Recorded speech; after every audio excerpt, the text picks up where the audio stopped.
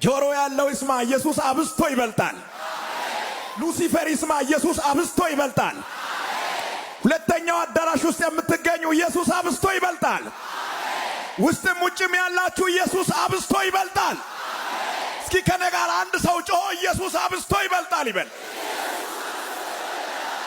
ጥልቅ ካለው ኃይል ኢየሱስ አብስቶ ይበልጣል።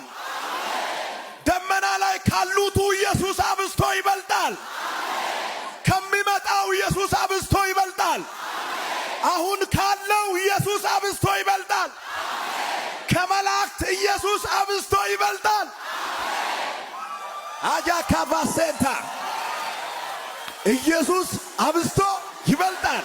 ኧረ አጠገብ ያለውን ሰው ነካ አድርገውና ኢየሱስ አብስቶ ይበልጣል። ብራዘር አንተ ቤት ካለው ችግር ኢየሱስ አብስቶ ይበልጣል። እኔ የኢየሱስ ክርስቶስ ብልጫ ለመናገር ነው የመጣሁት። የኔ ጌታ ይበልጣል። የኔ ኢየሱስ ይበልጣል። ዕብራውያን ምዕራፍ 1 እንደዚህ ይላል፣ ኢየሱስ ክርስቶስ አብስቶ ይበልጣል። ከሱ ጋር አንድ ሜዳ ውስጥ ገብቶ መወዳደር የሚችል ሌላ አካል አይኖርም። ኢየሱስ አብስቶ እንደሚበልጥ የጥልቁ መንፈስ ያውቃል።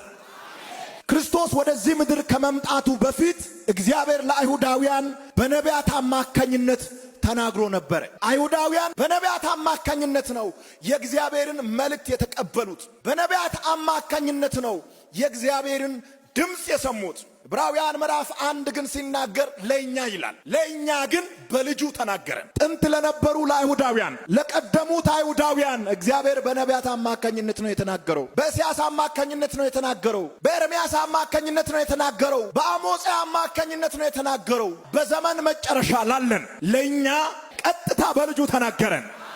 እግዚአብሔር እኔ እንደዚህ ነኝ፣ እኔ ፍቅር ነኝ፣ እኔ አምላክ ነኝ፣ እኔ ሁሉን ቻይ ነኝ፣ እኔ የበላይ ነኝ ብሎ የተናገረው በነቢያት አማካኝነት ነበር ለአይሁዳውያን። በዘመን መጨረሻ ላለን ለኛ በልጁ በኢየሱስ ክርስቶስ ተናገረን። ኢየሱስ እንደ ነቢያት ትንቢት ተናጋሪ ሳይሆን ራሱ ትንቢት ነው። እስኪ አጠገብ ያለውን ሰው ኢየሱስ በልልኝ። ትንቢት ተናጋሪ ሳይሆን እሱ ራሱ ትንቢት ነው። ኢየሱስ